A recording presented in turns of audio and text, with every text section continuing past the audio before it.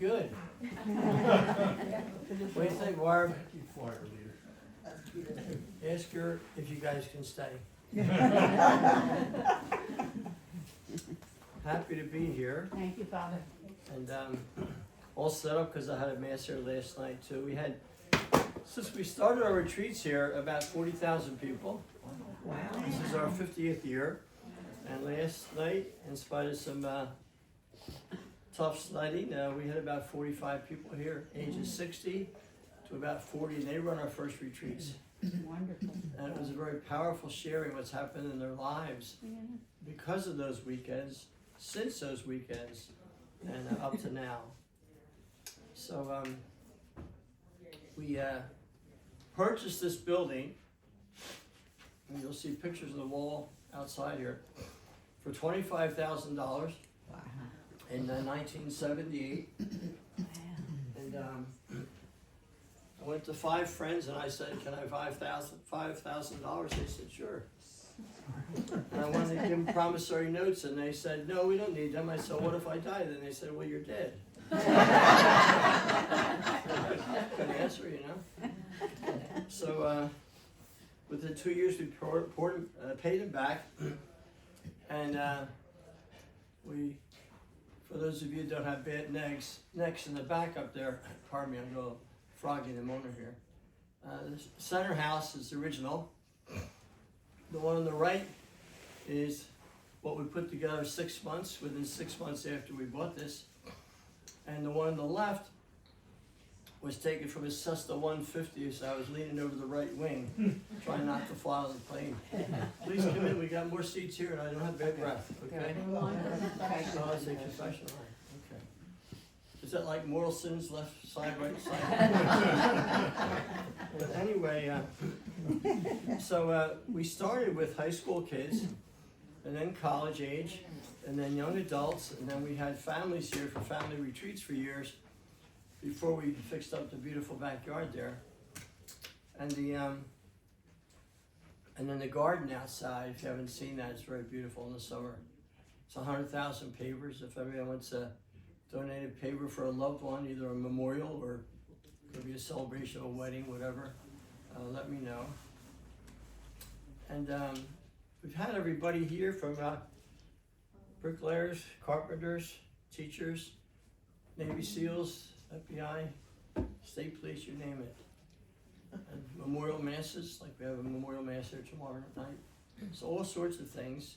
Who's here for the first time? Oh, wow, okay. Well, we hope you come back and are part of what we're doing here. Any questions you have? Do you want to hear confessions? You know, right now? I'm gonna, when they're done, we'll stop confessions and then we'll do confessions after mass. So I hold the mass up? Just, can you wait like 5 minutes until? Sure, you're the boss, I'll just work for you. Father, can you tell us a little about, don't you have the in the woods, into the woods with Mark retreats here for men? Yeah, he's been doing that here for several years.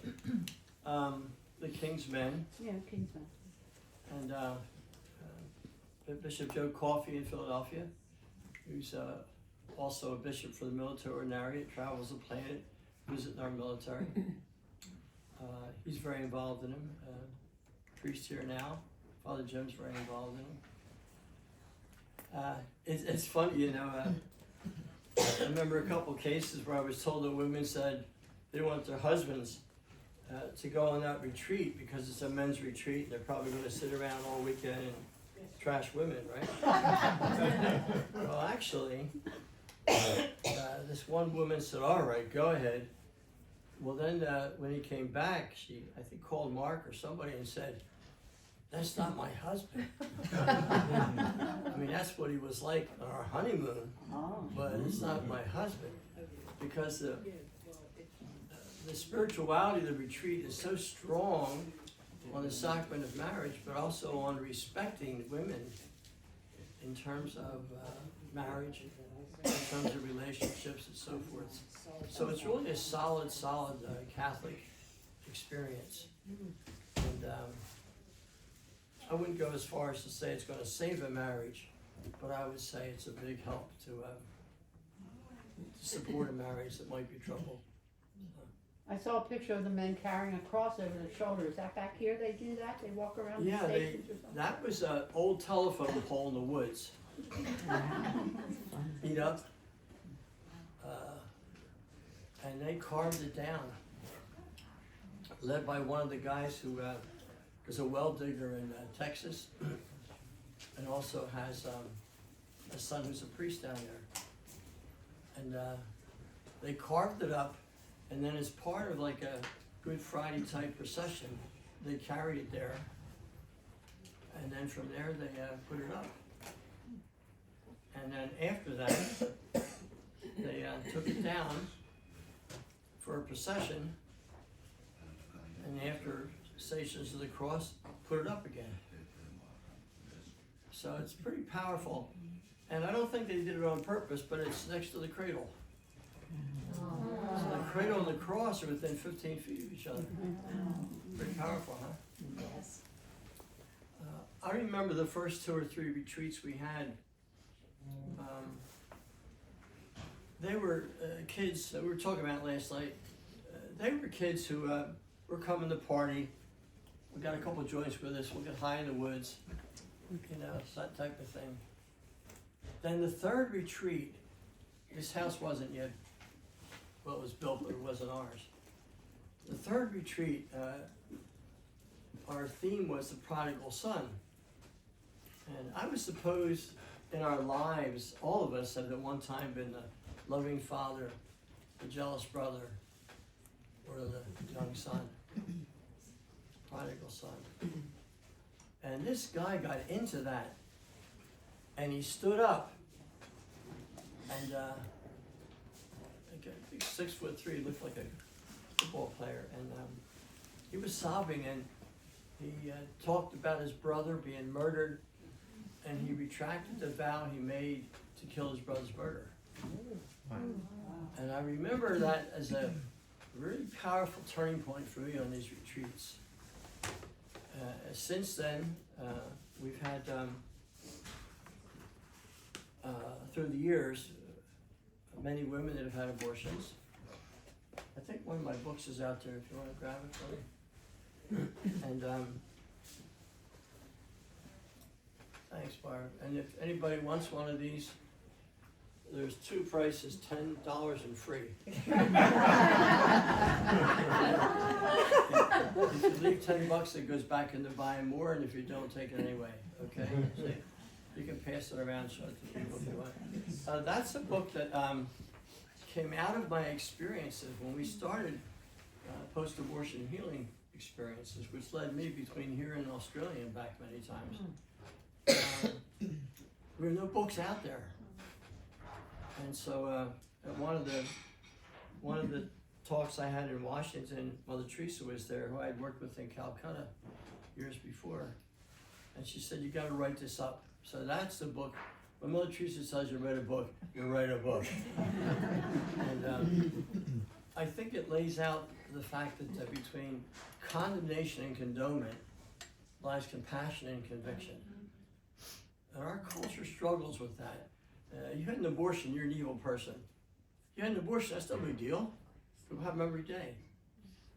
And I think John Paul understood that very well too, because I know he counseled women that had abortions before he was Pope. And I know he read some of the things that our group came up with that went into section 99 of his encyclical on life. And so, if you look at John 8, the prodigal son, the woman in adultery, you see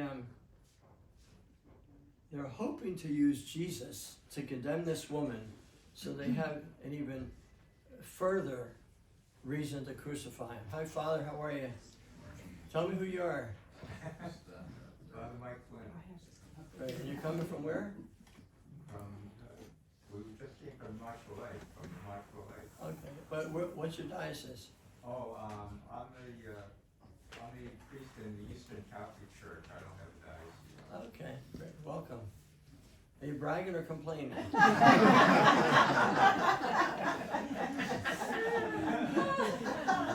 You miss all those letters telling you what to do. You have to figure it out yourself.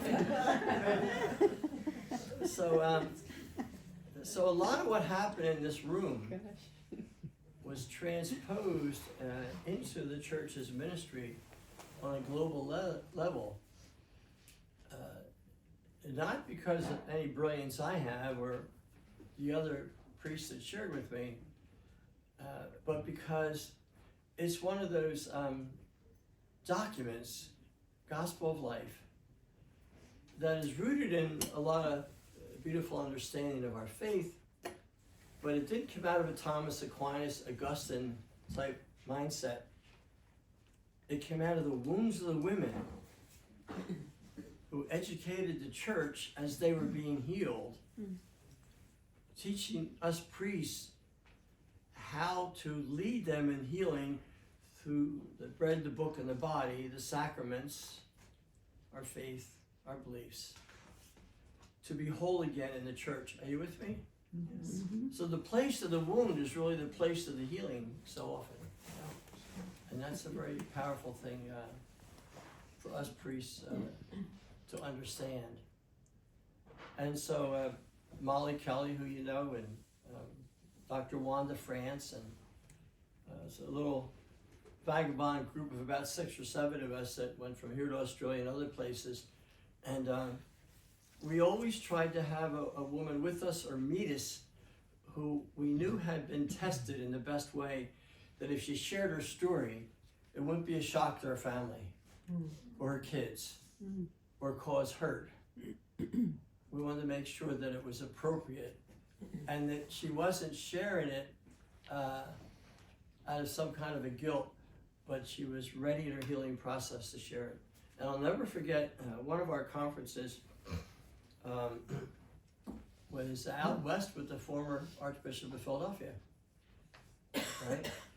And this woman got up, and we didn't know her. This is one of those cases where our team didn't know her, to our disadvantage, but she got up there and she just started to sob. And the Archbishop, I was thinking from the back of the room, I'm gonna get up there and give her a hug and, help her sit down. But something told me, don't move. About 20 seconds later, Archbishop Twp stands up, walks up to her, gives her a hug, thanks her for her courage, and then goes to sit down. She did a beautiful talk. What a sign. There's nothing in this ministry that condones abortion. One of the questions we had from a cardinal who was working with us and John Paul in those early years had to do with John Paul's concern that the wrongness of abortion and its teaching by the church would not be compromised. And so I was trying to think of a phrase that would be biblically sound, but also pastorally compassionate. And that's where I thought of between condemnation and condonement lies compassion and conviction. Isn't that one of the biggest challenges of your parenthood? Tell your kids you love them, don't do that again or I'll smack you. And our culture doesn't know that. Early years, people scream and holler and curse at us at 4-letter words, oh, you must hate women because you don't believe in abortion. We've been through that. And it's cyclic now, coming back. So I hope what I share today, and some of the things I'm sharing, I took from the book that I wrote that Mother Teresa said write, and but the heart and soul of it has to do with the wounds. The place of the wounds, a place of healing. And if that doesn't make sense, think of Good Friday, Easter Sunday. That makes sense. Any questions? I hope you come back in warmer weather and enjoy the beautiful garden we have. It's 100,000 pavers. It's a lot of names, a lot of messages, a lot of healing, a lot of hope, a lot of tears on that walkway in the last several years. What do you think? Can I start? Yeah, that I'm just finishing up. It's up to you. I'm just arrived. I don't know if it's appropriate to knock on confession. I'll wait. See how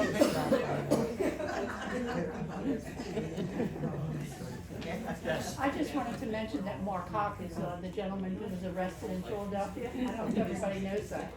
And went to court because he was standing outside an abortion clinic and somebody attacked his child. Does everybody know that story? Yes. Yeah. And he's the one who does retreats here with the men. Yeah, I had his He does marriage. such wonderful I work. had his marriage years ago. You did. I didn't include in pre-Cana how to deal with an arrest. But the awkwardness for me is I'm FBI chaplain. Oh, Interesting. But you know, I'm coming out of the court after the trial. I was asked, Margaret said, would you testify for me as a witness, you know, a character witness? I said, yeah, I'm a character, I can do that. They decided not to call me.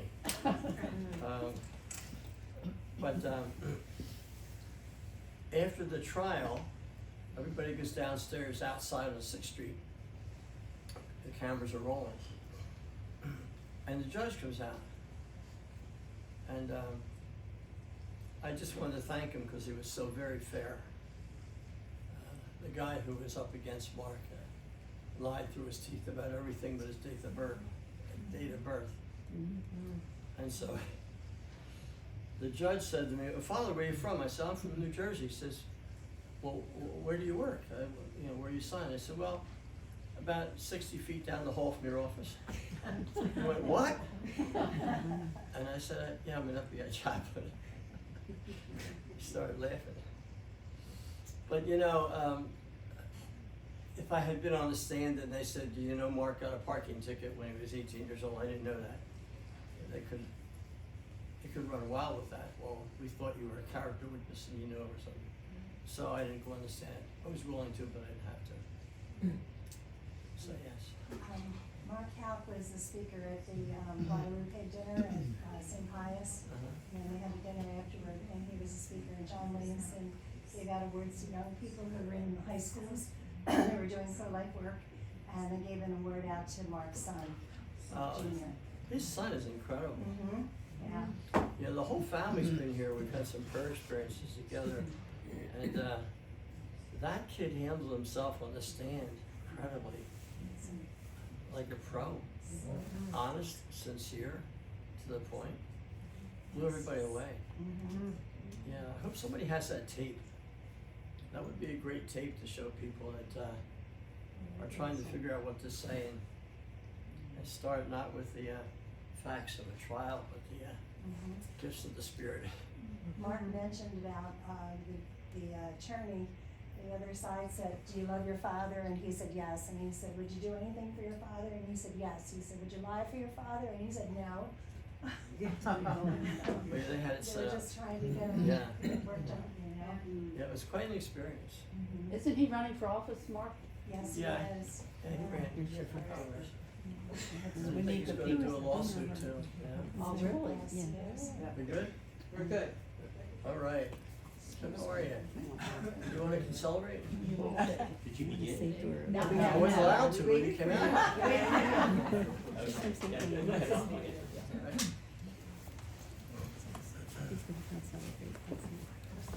Make sure I got everything set here.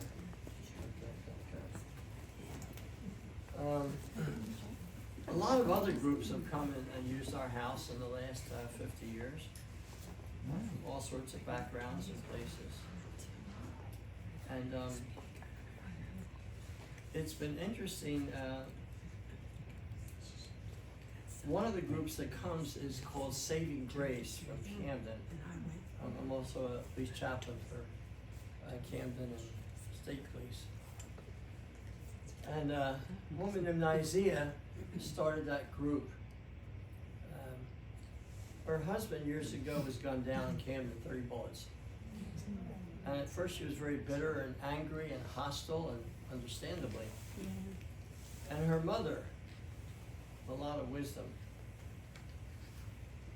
said to her, Nizia, if you don't get over this, it's going to be a cancer that's going to destroy you. So she prayed it through, and she got over it.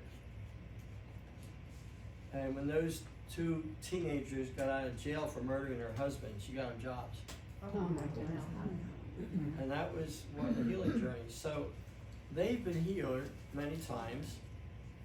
And I remember on one of the retreats, I was told, now, be sensitive because there's a black woman coming who's Muslim. I remember sitting here. And I went up and I sat next to her and I said, how you doing? And we talked a little bit. She was very open. And then she went outside and she saw the statue of the Blessed Mother there, and she knelt and cried for her two children who were murdered in Camden. And we talked about it, and many, many Muslims have a deep love for Mary. Bingo. And so we've had people come here from all faiths and no faith, and somehow the Spirit of God touches them. For that we're grateful. And they all know you are, Father Jim, right? Yeah, I think so. And a lot of them, we've met before, yeah. Happy to be with you. I have a bungee cord around to keep me together here. We have a lady here who's a fashion designer, Barb. She is. And if you're not proper, She'll get to Oh. it. you got me. I don't have much hair, but she nailed it. Yeah. All right, say good practice. 439, be not afraid. And these books we just got in a couple weeks ago, so enjoy them. And you had a great practice, and we got the choir director in the back there that can help us.